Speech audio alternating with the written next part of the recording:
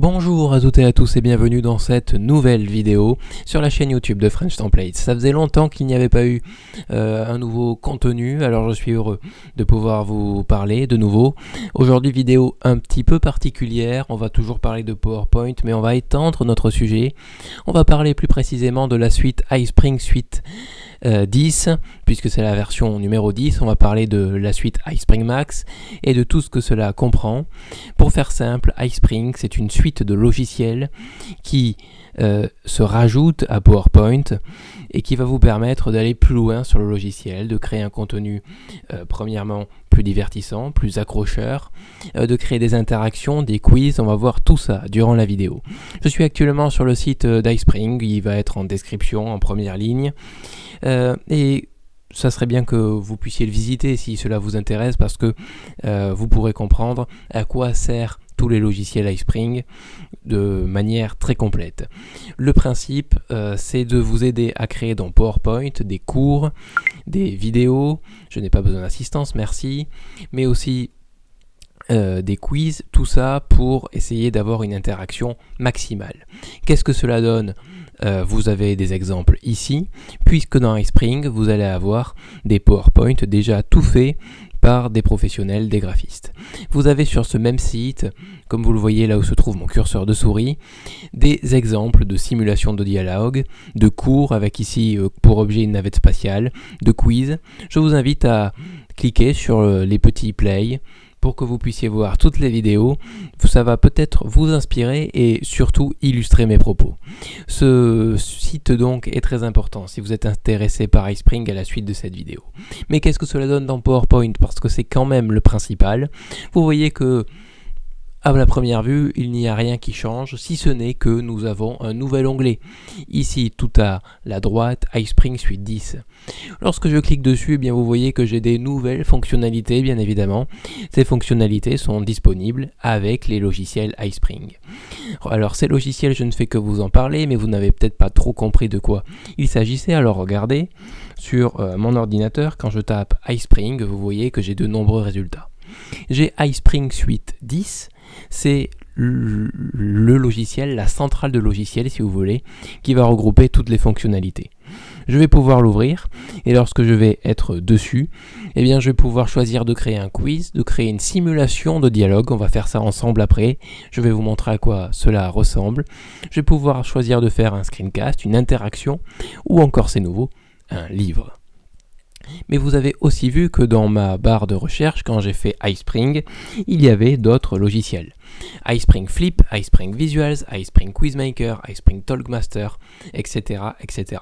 Tous ces logiciels, en réalité, ce sont des sous-logiciels qui vont vous permettre de créer, comme dans la centrale, des interactions, des quiz, des simulations de dialogue. Toutes ces fonctionnalités, vous les retrouvez aussi dans votre ruban sur PowerPoint. Vous le voyez ici, j'ai marqué quiz, à côté interaction, à côté simulation de dialogue et à côté enregistrement d'écran. Voilà à quoi sert iSpring. Vous allez pouvoir, une fois que vous possédez le logiciel, il est payant bien évidemment, créer toutes ces fonctionnalités-ci. Alors, sans plus attendre, je vous propose de voir ce que cela donne en application. On a toujours fait comme ceci sur la chaîne. Vous voyez que j'ai créé moi-même quelques diapositives avec iSpring, 4 exactement.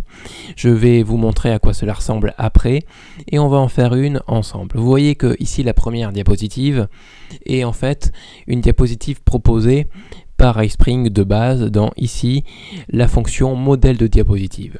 Lorsque vous cliquez dessus, vous allez avoir une nouvelle fenêtre qui va s'ouvrir et dans cette fenêtre, vous allez pouvoir télécharger toutes les diapositives que vous souhaitez. Vous voyez qu'il y en a des centaines et des centaines. Cela va vous faire gagner énormément de temps. Alors il y a de tout, il faut choisir, s'adapter. Vous avez droit à 100 diapositives par jour, autant vous dire que cela suffit largement. Donc cette diapositive-ci, ce n'est pas moi qui l'ai créée, je me suis aidé d'iSpring. Ici, l'interaction comme maître mot, c'est vraiment la phrase qu'il faut retenir par rapport à ce logiciel d'iSpring, c'est que le principe va être de créer plus d'interactions. Cela va vous servir que vous vouliez faire une visioconférence, que vous souhaitiez présenter un exposé, une réunion, que vous soyez en train d'animer un webinar. Cette interaction va vous permettre de faire de votre auditoire un véritable acteur de votre conférence, de votre blabla, si j'ai envie de dire. Et donc, iSpring est très fort là-dedans parce que l'interaction à la réaliser dans PowerPoint, c'est quelque chose de difficile. iSpring vous facilite la vie à ce niveau-là. La compréhension passe par des questions. On le sait, quand on pose des questions et qu'il y a une réponse derrière, on va mieux retenir. C'est pourquoi que vous allez pouvoir créer des quiz dans iSpring. Enfin, aller encore plus loin dans l'engagement, c'est ce que je vous disais, avec le fait d'être acteur, on va pouvoir créer des simulations de dialogue où vous allez pouvoir choisir de poser des questions particulières à votre auditoire, il va pouvoir y répondre, il va même pouvoir avoir plusieurs types de réponses et la simulation de dialogue va s'adapter à chaque personne. Cela va être une véritable personnalisation et cela va vous permettre à vous d'avoir des retours sur ce que pensent les gens grâce à ces simulations de dialogue par exemple. Nous allons ensemble créer une interaction pour que vous puissiez voir à quoi cela ressemble. Je vais aller dans Accueil, je vais choisir Disposition vide et là je vais aller dans mon onglet iSpring et je vais cliquer sur Interaction. Une nouvelle fenêtre va s'ouvrir, c'est normal. Vous reconnaissez iSpring Visual, c'est ce dont je vous ai parlé tout à l'heure. L'interface ressemble énormément à PowerPoint, vous allez vous en rendre compte. Ici, comme un peu à la manière des Smart Art, vous connaissez si vous avez vu mes précédentes vidéos, sinon vous pouvez oublier ce que je viens de dire, vous avez différentes interactions. On va par exemple choisir le diagramme, le processus cyclique ici. Je vais pouvoir cliquer dessus et créer une interaction. Ici, je vais avoir mon interaction, mon interface pour créer mon interaction. Je vais avoir étape 1, étape 2, étape 3. Quand je clique sur étape 1, ici étape 1 est sélectionnée, étape 2 est sélectionnée, étape 3 est sélectionnée. Je vais modifier mon étape 1. Comment je fais? Déjà, je vais pouvoir changer le titre. Donc étant donné qu'on a un processus cyclique, je ne sais pas, qu'est-ce qu'on peut illustrer? Par exemple, le processus de l'eau. Donc on va pouvoir mettre pluie par exemple. On va mettre une description à quoi ressemble la pluie. Attention, description très complexe. De l'eau tombe du ciel. Voilà, je vous aurai appris au moins quelque chose aujourd'hui. De l'eau tombe du ciel, voilà qui est écrit. Je vais mettre maintenant un point d'exclamation tellement c'est fantastique. L'étape 2, comment je vais faire pour la modifier? C'est très simple, pareil, je vais changer le titre. Donc une fois qu'il y a la pluie, il y a du stockage, par exemple, de stockage d'eau douce dans des lacs. Donc on va simplifier au maximum, hein. Le principe n'est pas de faire un cours de biologie. Les lacs retiennent l'eau. Avec un point d'exclamation, encore une fois on est très content. Étape 3, mon étape 3 est sélectionnée. Je vais changer le titre. Je vais mettre par exemple évaporation. On va mettre que l'eau stockée remonte vers le ciel. Vers le ciel sous forme de vapeur. Je ne suis pas sûr si scientifiquement c'est exact, mais enfin je le pense. Vous pourrez vérifier mes propos peut-être après la vidéo dans les commentaires. Donc là, en ce qui concerne le texte, vous voyez, ça s'est adapté dans l'aperçu, on est bon. Bon, cependant, vous allez être d'accord avec moi, ce bleu, ce vert et ce orange au niveau des couleurs, on peut faire mieux. Si vous avez suivi ma formation sur Udemy, tout connaître sur PowerPoint, vous vous rendrez compte que tout ce que je vous ai appris par rapport aux couleurs n'est pas très bien vérifié ici. Donc on va changer les couleurs. Donc là dans notre onglet, on a tout simplement ici le bouton couleur. Je vais cliquer dessus et là je vais pouvoir choisir la couleur de mon élément 1. Je cherche ici dans le tableau élément 1 en pluie. Vous voyez que c'est en bleu comme ici dans l'aperçu.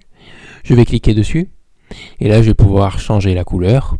Donc par exemple je vais mettre quelque chose de orange comme ceci, je vais cliquer sur OK. Le vert, pardon, je vais le changer et je vais mettre le jaune. Et le 3, je vais le changer et je vais mettre quelque chose de rouge, peut-être, comme ceci. Voilà, on a des couleurs qui sont un petit peu plus accordées. Je peux valider en cliquant sur Appliquer et Fermer.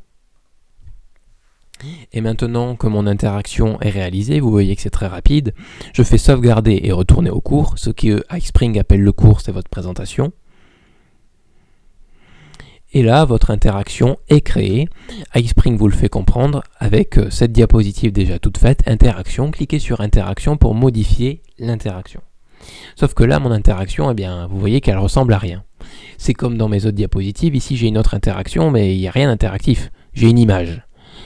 Pour pouvoir utiliser vos interactions, etc., il va falloir cliquer sur aperçu. Ici. Je vais faire aperçu depuis cette diapositive, par exemple. Là, ça va prendre un petit peu de temps parce qu'iSpring, il va devoir faire plein de manipulations pour créer, pour modifier une diapositive PowerPoint issue d'un diaporama qui n'est pas forcément enregistré en un aperçu. Vous voyez que cet aperçu, très intéressant, il est adaptable à tous les formats, tablette, grande tablette, téléphone, téléphone portrait et bien sûr ordinateur. Ce qui est encore plus intéressant, c'est qu'ici ce n'est qu'un aperçu, mais lorsque vous allez exporter votre contenu iSpring, cela va ressembler à ça. On va le faire après ensemble pour que cela soit vraiment marquant pour vous.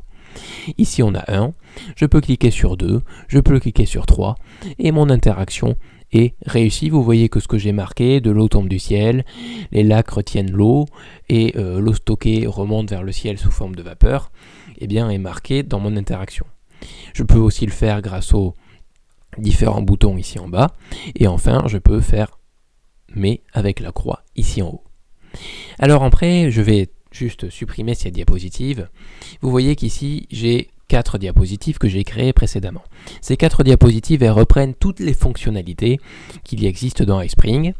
Et je me suis servi d'une nouvelle fonctionnalité qui s'appelle enregistrer l'audio ici. À quoi cela sert ?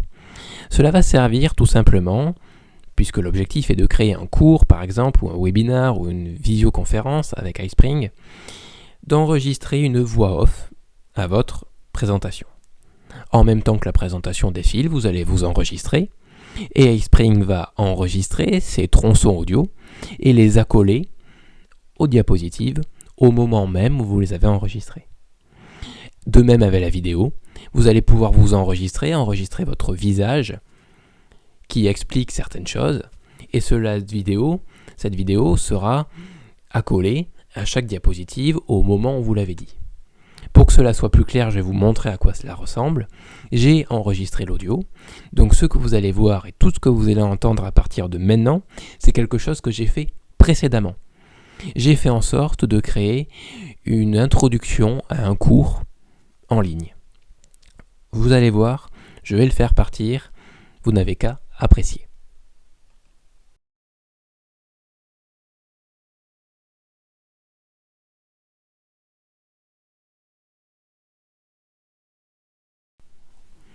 Bonjour à vous. Je suis très heureux de pouvoir vous parler dans ce nouveau cours sur Udemy créé par French Templates qui a pour but de vous apprendre à utiliser le logiciel iSpring. Moi-même et de nombreuses personnes sommes partis de la phrase qui s'affiche actuellement sur votre écran. Parce que trop de gens s'ennuient. Parce que trop de gens s'ennuient lors de visioconférences, lors de présentations, lors d'exposés, lors de réunions. Il est important de créer plus d'interactions. Pour cela, il existe une solution, elle s'appelle iSpring. Vous l'avez peut-être déjà sur votre ordinateur. Si ce n'est pas le cas, allez-y, installez-la et rejoignez-nous. Grâce à iSpring, vous allez pouvoir créer des meilleures présentations PowerPoint avec des quiz, des simulations de dialogue et des interactions notamment. Trêve de bavardage, regardons tout de suite à quoi cela correspond. Premièrement, comme vous pouvez le voir actuellement à l'écran, il existe des interactions. Ces interactions elles vont vous permettre de rendre votre auditoire acteur de votre visioconférence, par exemple. En cliquant sur les petits 2, les petits 3 ici, vous allez pouvoir faire défiler des informations et permettre à votre auditoire de faire les mêmes choses en même temps que vous et d'éviter d'être juste passif en écoutant seulement. Il y a bien sûr des dizaines d'interactions que nous allons apprendre à réaliser ensemble.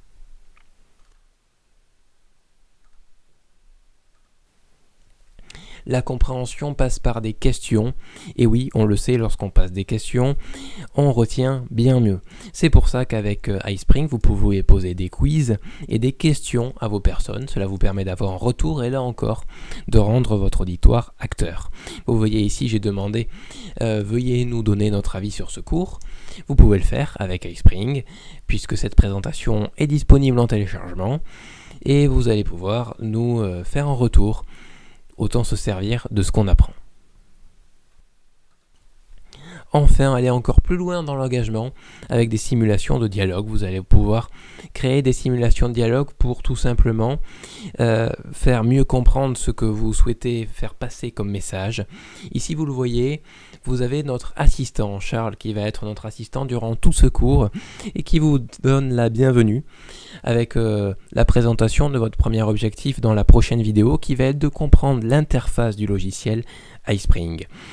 Nous pouvons cliquer sur des petits 1, des petits 2 qui se trouvent en bas et qui symbolisent les réponses que vous voulez donner à Charles. Là, vous pouvez continuer et vous allez voir que Charles va vous demander tout simplement de télécharger les ressources disponibles en dessous de cette vidéo.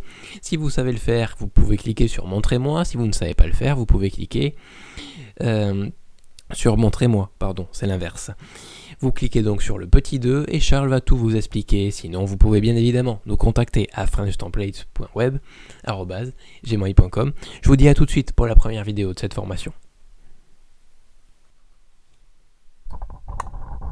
J'espère que cet aperçu d'iSpring vous a permis de mieux comprendre tout ce que j'ai voulu illustrer durant cette vidéo. Juste avant de terminer, je voudrais rajouter un dernier mot sur la suite iSpring. Vous avez aussi des personnages, vous l'avez peut-être remarqué durant ma présentation, que vous pouvez choisir pour illustrer vos propos dans vos diapositives. Là aussi, vous pouvez en télécharger une centaine par jour. Si vous avez suivi ma formation, encore une fois, vous rendrez compte que ce n'est peut-être pas l'idéal de tout le temps les utiliser.